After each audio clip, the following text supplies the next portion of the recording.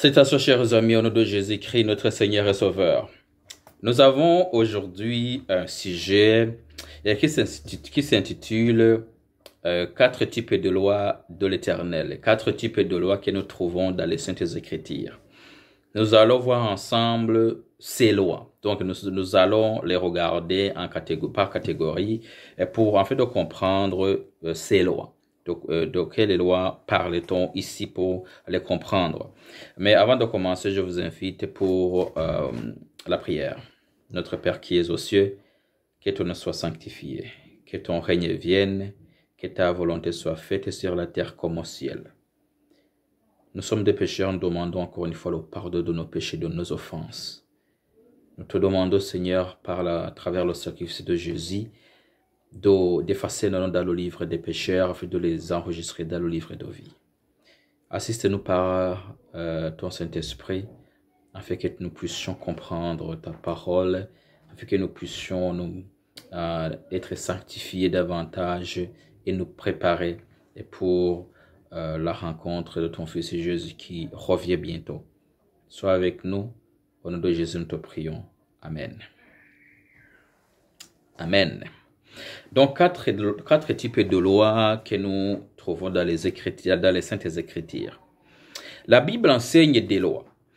Certaines personnes disent que les lois ont été clouées sur la croix.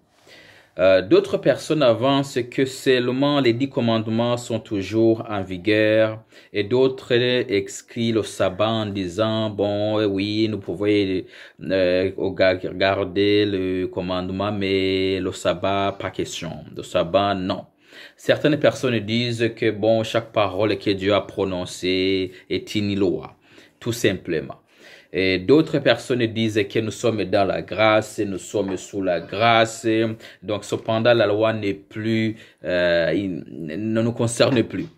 D'autres personnes disent que les lois étaient pour les Juifs. Donc, ça ne nous regarde pas maintenant. Alors, qu'est-ce qu'est la loi? Qu'est-ce qu'est la loi? Qui donna la loi? Dieu est l'auteur de la loi. Ces lois sont au nombre de combien? Bon, on parle de 650 lois. 650 lois que le peuple d'Israël devait observer. Et ces lois sont divisées en 4 catégories que nous allons voir ensemble. 4 catégories.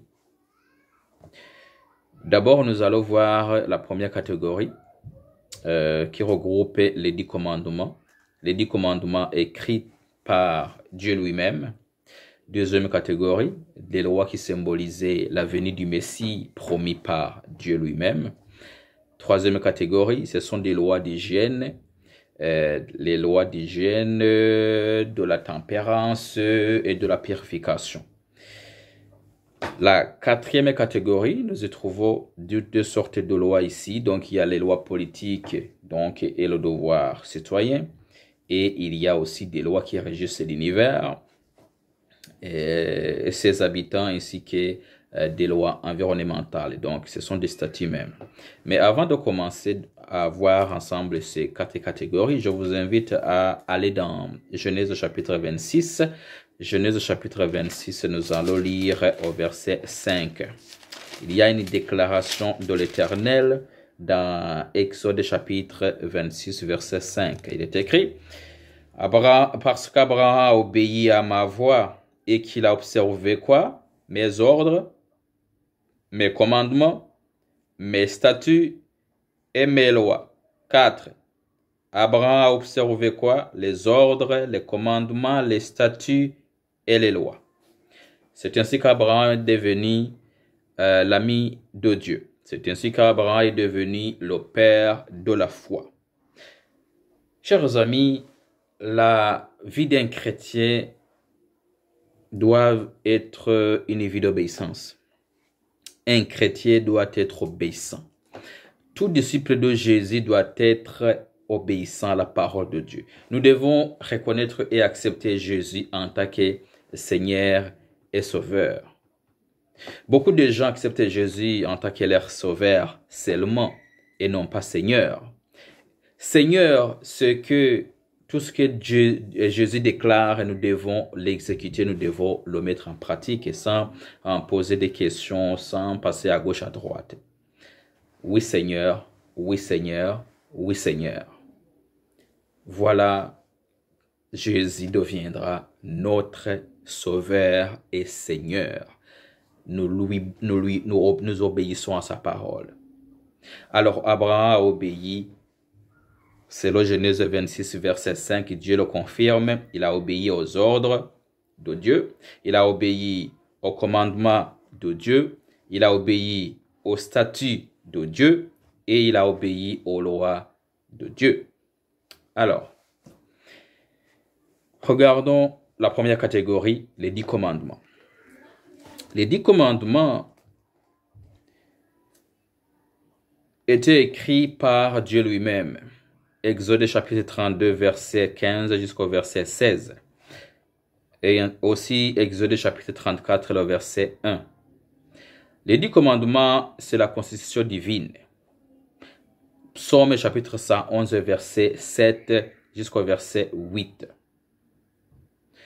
Les 10 commandements ne sont pas abolis par une certaine croyance. Romains chapitre 3, verset 31. Les 10 commandements resteront en vigueur à jamais. Luc chapitre 16, le verset 17. Matthieu chapitre 5, verset 17 jusqu'au verset 20. Les 10 commandements font connaître le péché. Romains 7, le verset 7. Les 10 commandements autrefois écrits sur 2 pierres taillées, aujourd'hui ils sont écrits dans nos cœurs. Exode chapitre 32, verset 15 jusqu'au verset 16, écrit sur 2 pierres taillées, désormais écrit dans nos cœurs, Jérémie chapitre 31, verset 31 jusqu'au verset 33.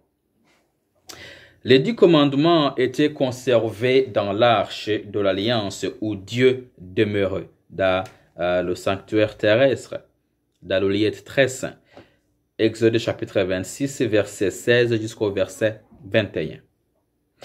Les 10 commandements s'observent dans leur ensemble sans exception. Jacques chapitre 2, verset 10 jusqu'au verset 11. Quiconque transgresse une seule loi, donc transgresse tous. Tu ne peux pas choisir lesquels observer, lesquels ne pas observer. Tu ne tues pas, tu ne mens pas, tu fais ceci, cela, mais tu rejettes le sabbat, tu dis, bon, le sabbat peut arriver n'importe quel jour, bon, je ne suis pas obligé de faire ceci, cela, tous les jours, Dieu les accepte. Non. Non. Alors ici, on parlait des 10 commandements de Dieu, donc c'est comme une constitution du royaume et des cieux. Ce sont des commandements que Dieu lui-même a écrits de sa propre main. Il l'a écrit lui-même. Si dans la parole de Dieu, dans les Saintes Écritures, dans la Bible, il y a une partie qui n'a pas été écrite par les hommes, inspirée par Dieu, c'est Dieu lui-même qui les a écrits. Il s'agit des 10 commandements. C'est Dieu seul qui les a écrits. Maintenant, nous allons voir la deuxième catégorie, donc les lois prophétisant le Messie promis. Ce sont des lois qui pointaient sur Jésus-Christ. Ici, ces lois ont été écrites par Moïse, Deutéronome chapitre 31, verset 24. Ces lois étaient écrites dans l'olive, contrairement aux 10 commandements qui étaient écrits sur des tables de pierre taillées. Ces lois prophétiques, les lois messianiques, donc, qui pointaient sur le Messie étaient écrites dans le livre. Et ils étaient conservés à côté de l'arche. Les 10 commandements étaient placés dans l'arche, tandis que ces lois de Moïse étaient placées à côté de l'arche, selon Deutéronome chapitre 31, le verset 26. Les lois nous faisaient comprendre que nous sommes pécheurs dès la naissance et donc que nous avons besoin d'un sauveur. Deutéronome chapitre 31, le verset 26. Ces lois exigeaient que le sang d'animaux en sacrifice soit versé chaque jour, symbolisant le Messie qui devait venir mourir pour tous les hommes une seule fois. Nombre chapitre 28, verset 1 jusqu'au verset 4. Dieu avait prédit que le moment sera venu qui marquera la fin donc des sacrifices d'animaux et ce par la venue du Messie. Dans Daniel chapitre 9 verset 26 jusqu'au verset 27, on y trouve une prophétie qui porte sur le Messie. Ces lois donc étaient les conséquences de ne pas, et il y avait des conséquences si elle n'était pas obéie. Donc, c'est le Lévitique chapitre 26, verset 13 jusqu'au verset 39. Il fallait les obéir. Jésus lui-même a dit que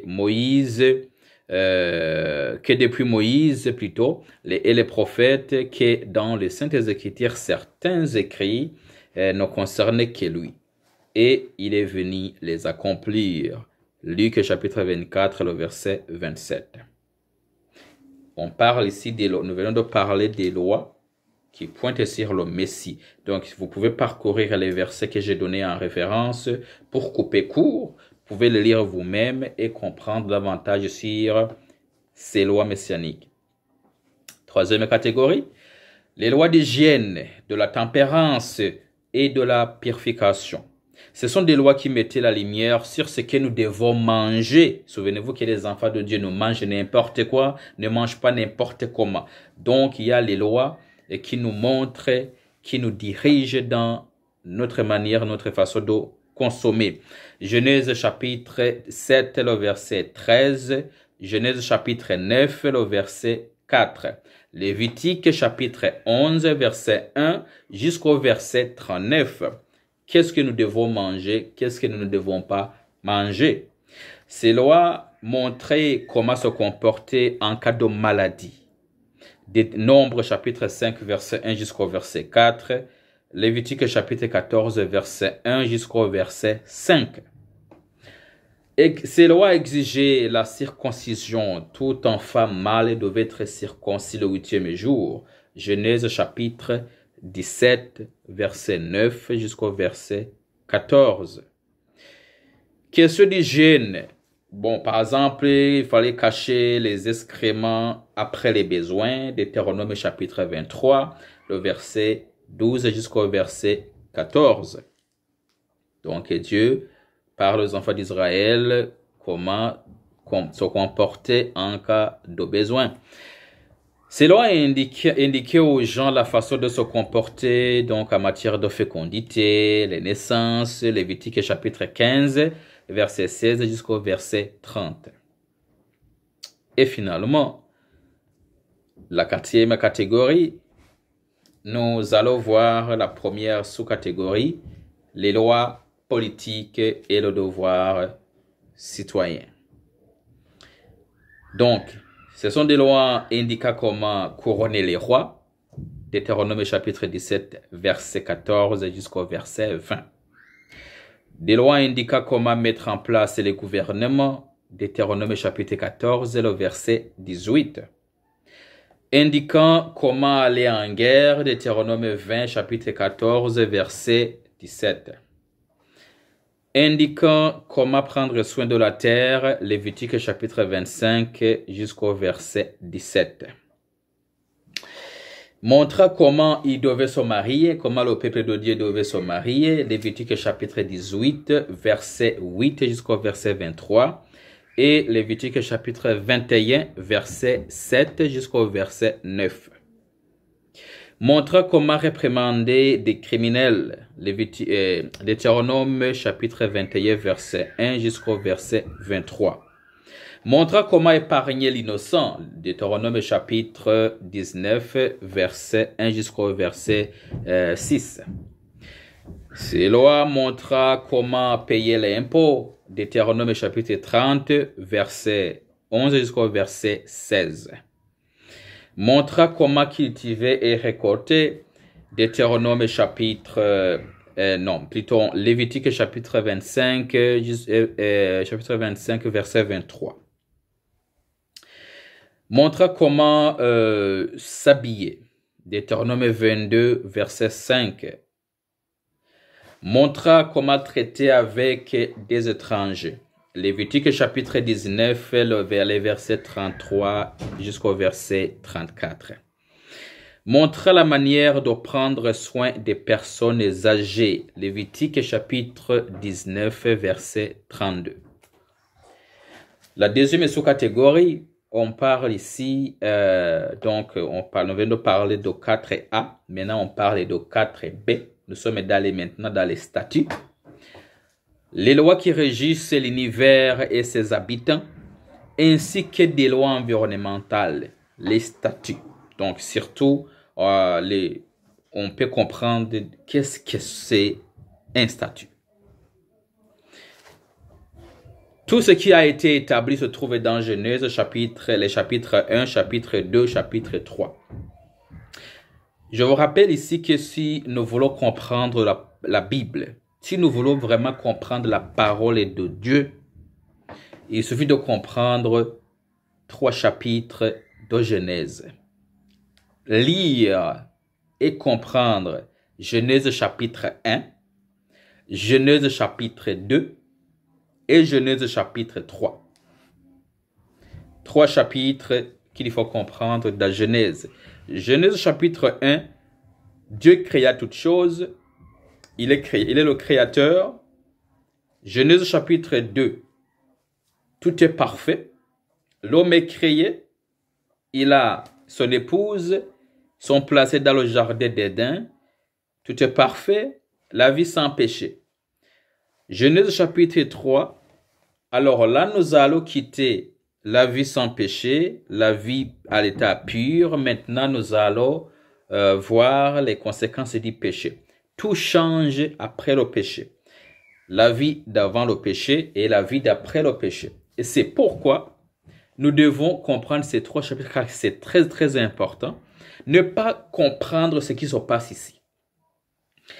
Ne pas comprendre les déclarations de l'Éternel après le péché fera en sorte que nous ne comprendrons pas le reste de la parole de Dieu jusque dans l'Apocalypse. Nous allons juste tout confondre. Nous allons défendre ce qui ne sont pas défendables, dépendamment de notre sentiment, comment nous nous sentons, dépendamment de des critères dans lesquels nous vivons. Mais si nous comprenons bien la parole de Dieu, donc si nous comprenons ces 3 chapitres, nous allons comprendre il y a des choses qu'il ne faut pas franchir. Alors, qu'est-ce que c'est un statut? Aussi longtemps que le ciel et la terre existeront, rien parmi ce qui a été établi ne cessera d'exister. D'abord, je vais vous donner des exemples. Les gens doivent mourir. Genèse chapitre 3, le verset 19. Après le péché, les gens doivent mourir. Et un autre exemple, les femmes doivent accoucher dans la douleur. Genèse chapitre 3, verset 16. On peut tout faire pour soulager la douleur, tout ça, mais on sait très bien que la femme est toujours accouche dans la douleur avec beaucoup de peine. Un autre exemple, nous mangeons notre pain à la sueur de notre front. C'est Dieu qui l'a déclaré, Genèse chapitre 3, verset 19. Depuis la création de l'univers, le soleil se lève à l'est et se couche à l'ouest. C'est comme ça, ça sera toujours comme ça. Depuis la création de l'univers, l'homme est né entre 2 personnes de sexes différentes. Genèse chapitre 1, verset 27 jusqu'au verset 28. Genèse chapitre 2, verset 21 jusqu'au verset 25. L'homme est né entre 2 personnes de sexes différentes. Depuis la création de l'univers, le sabbat est le 7e jour de la semaine. Genèse chapitre 2, verset 2 jusqu'au verset 3. Depuis la création de l'univers, l'homme est dominé sur la femme. Genèse chapitre 3, verset 16. Depuis la création de l'univers, le serpent rampe sur son ventre. Genèse chapitre 3, verset 14. Depuis la création de l'univers, la terre est remplie de pleurs, de fatigue et de douleur. Genèse chapitre 3, verset 17 jusqu'au verset 19. Ça a toujours été comme ça. Dieu l'a déclaré. Jésus n'a rien changé. Jésus revient bientôt. Les choses resteront comme ça. Tant que le ciel et la terre resteront, ça restera ainsi. Tels sont les statuts. Que Dieu nous bénisse à comprendre cela. Notre Père Céleste, merci pour ta parole. Au nom de Jésus. Amen.